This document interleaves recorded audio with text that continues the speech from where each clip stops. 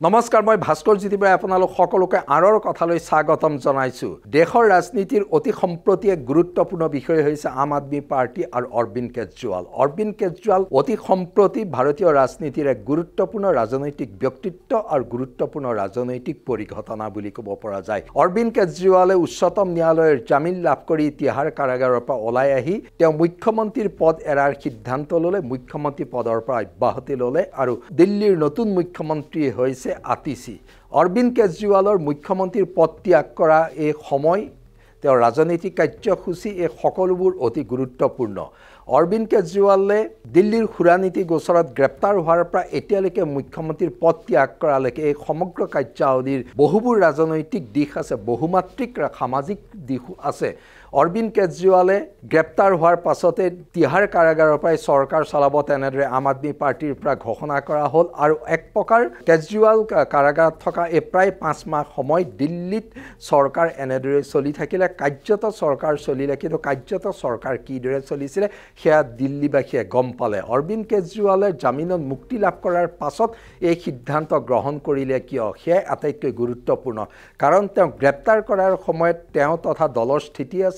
অৰবিন্দ কেজৰিৱাল দোষী সাব্যস্ত নোহোৱালৈকে কেতিয়াও তেওঁ মুখ্যমন্ত্ৰীৰ পদ ত্যাগ নকৰে তাৰ পাছৰ ঘটনাক্ৰমৰ পৰিপ্ৰেক্ষিতত কেজৰিৱালে নিশ্চিতকৈ এই সিদ্ধান্ত গ্ৰহণ কৰিছে কেজৰিৱালৰ এই সিদ্ধান্তৰ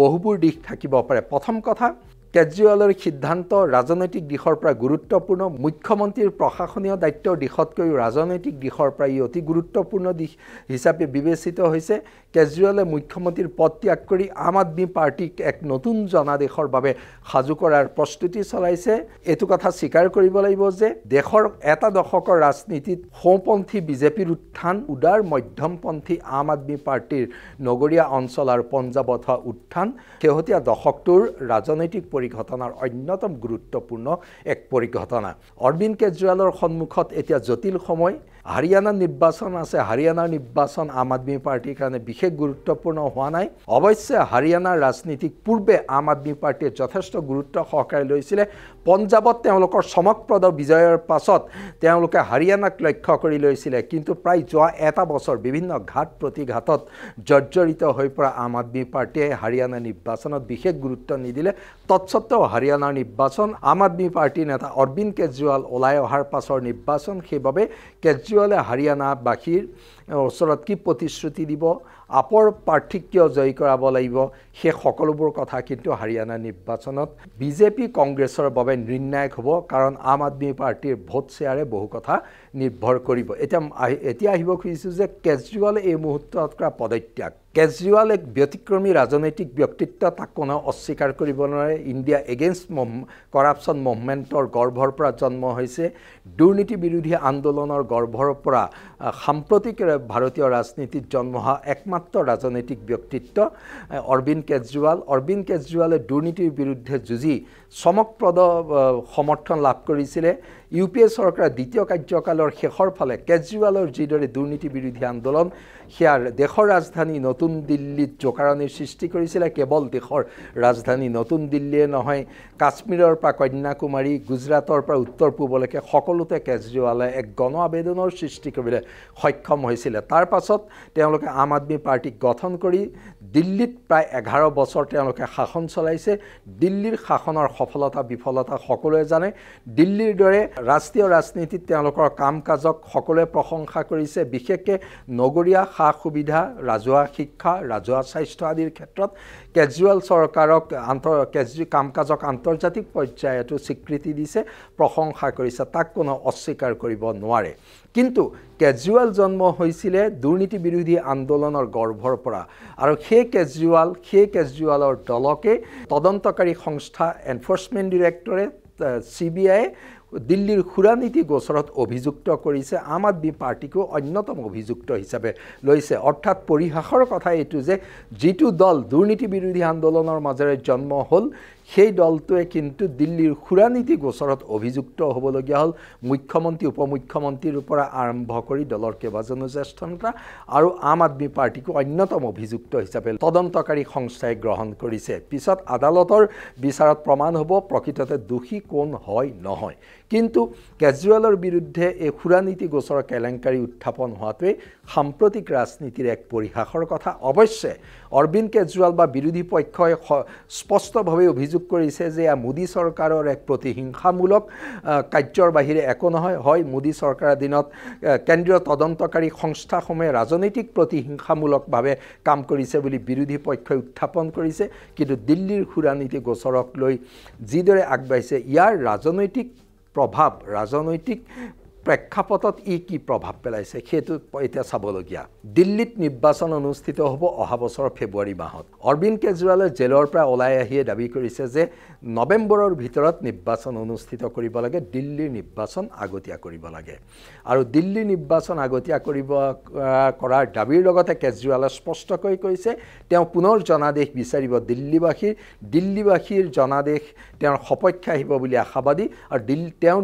দোষী নে নিৰ্দোষী সেয়া বিচাৰ দিল্লীবাসীয়ে তেওঁলোকৰ জনাদেশৰ দ্বাৰা কৰিব বুলি তেওঁলোকে আশা কৰিছে এতিয়া আজিৰ পৰা 11 বছৰ আগত আজিৰ পৰা 5 বছৰ আগত যি গণ আবেদন আছিলে সেই আবেদন কিমান আছে নিশ্চিতকৈ এটা প্ৰশ্নবোধক চিহ্নটো আহি পৰিছে মোদী চৰকাৰৰ প্ৰতিহিংসামূলক কাৰ্যৰ অভিযোগ আৰু অৰবিন্দ কেজৰিৱাল চৰকাৰৰ সুৰানীতি গোচৰৰ প্ৰকৃত কি ঘটিছিল তাৰ ওপৰত কিন্তু কেজৰিৱালৰ বাবে সময় এই কাৰণে কঠিন বুলি কোৱা হৈছে যে কেজৰিৱালে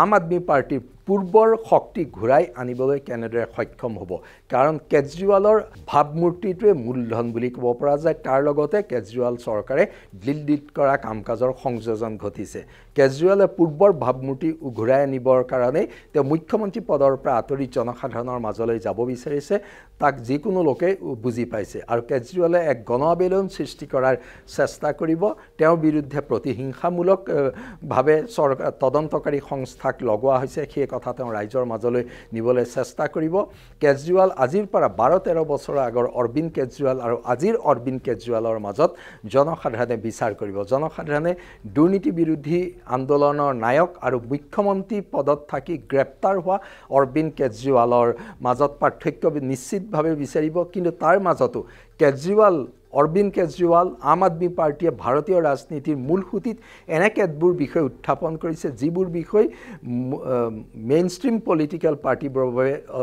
ব্যতিক্ৰমী হিচাপে বিবেচিত হৈছে বিশেষকৈ সমাজৰ নিম্নবৰ্গীয় নিম্ন আয়ৰ লোকৰ পৰা নিম্ন মধ্যবিত্ত শ্ৰেণীৰ লোকক আকৃষ্ট কৰিব পৰাকৈ অৰবিন্দ কেজৰিৱালৰ চৰকাৰে বহু কামে কৰিলে আৰু নগৰীয়া সা সুবিধা নগৰীয়া মধ্যবিত্তৰ মাজত অৰবিন্দ কেজৰিৱাল ৰূপকথাৰ নায়কৰ দৰে হৈ পৰিছিলে এতিয়া সেই ৰূপকথাৰ নায়ক অৰবিন্দ কেজৰিৱালে নৱেম্বৰত নিৰ্বাচন বিচাৰিছে কেজৰিৱাল তথা আম আদমি পাৰ্টিৰ ধাৰণা কেজৰিৱালৰ প্ৰতি এক সহানুভূতি আছে এই সহানুভূতিৰ জৰিয়তে পুনৰ তেওঁলোকে দিল্লীত জনাদেশ লাভ কৰিব এটা প্ৰশ্ন আহি পৰিছে অৰবিন্দ কেজৰিৱালক গ্ৰেপ্তাৰ কৰাৰ পাছত সেই সহানুভূতি কেজৰিৱালৰ প্ৰতি আছে নে নাই তাক লৈ বহুতৰ মনত প্ৰশ্নবোধক চিহ্ন আছে কাৰণ ভাৰতীয় ৰাজনীতিত প্ৰমূল্যবোধ সাংবিধানিক বাধ্যবাধকতা এই কথাবোৰৰ সামঞ্জস্য থাকে হয়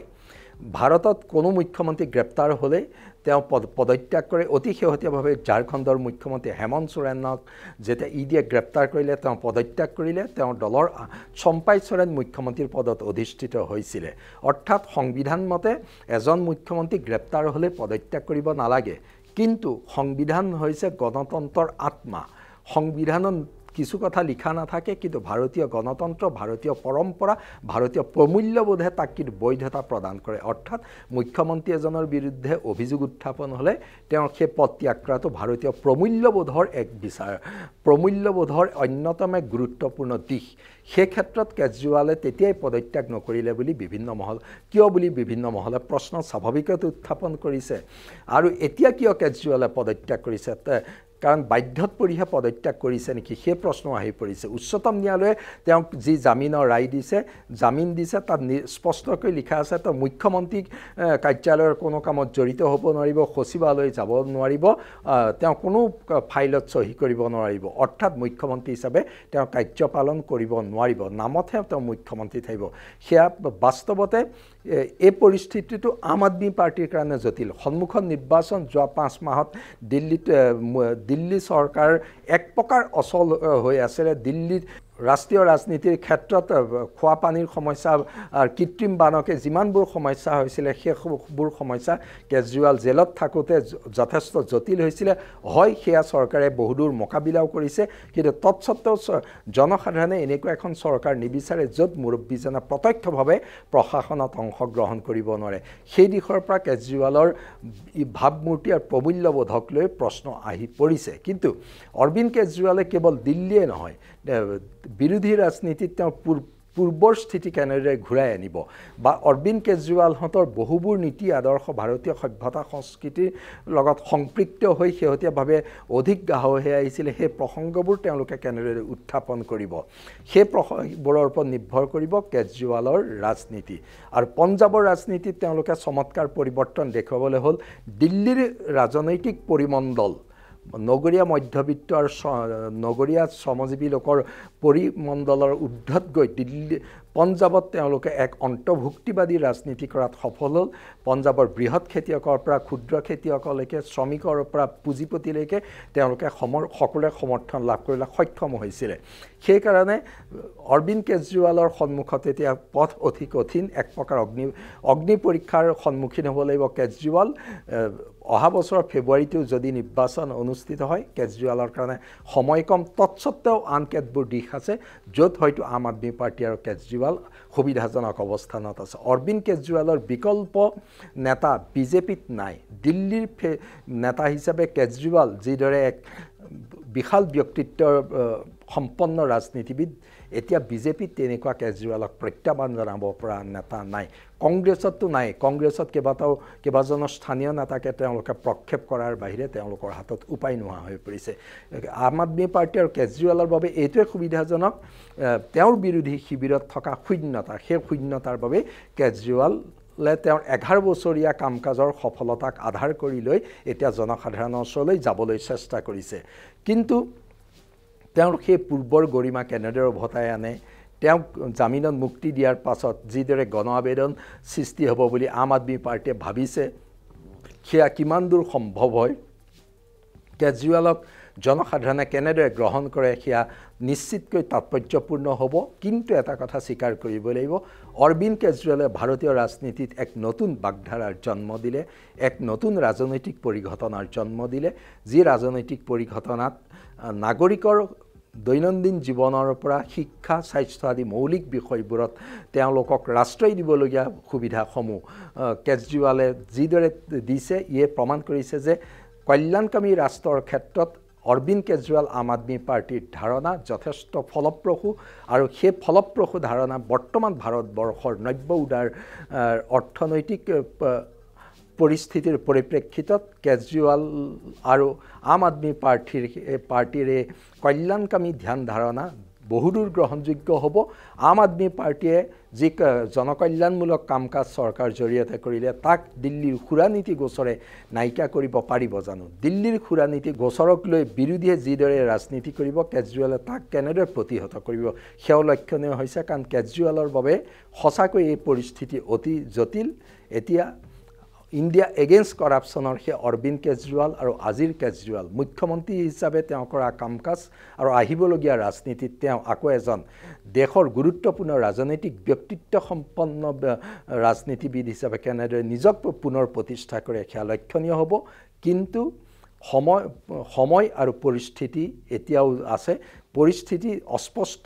কাৰণ এই মুহূৰ্ততেই কিন্তু কেজৰিৱালৰ নেতিবাচক দিশতকৈ কেজৰিৱালৰ সন্মুখত যথেষ্ট ইতিবাচক দিশো আছে কিন্তু বিৰোধী পক্ষ বিশেষকৈ বিজেপি এবাৰ অধিক আক্ৰমণাত্মক হ'ব সেয়ে কৈছোঁ যে কেজৰিৱাল এক কঠিন অগ্নি পৰীক্ষাৰ সন্মুখীন হৈছে ধন্যবাদ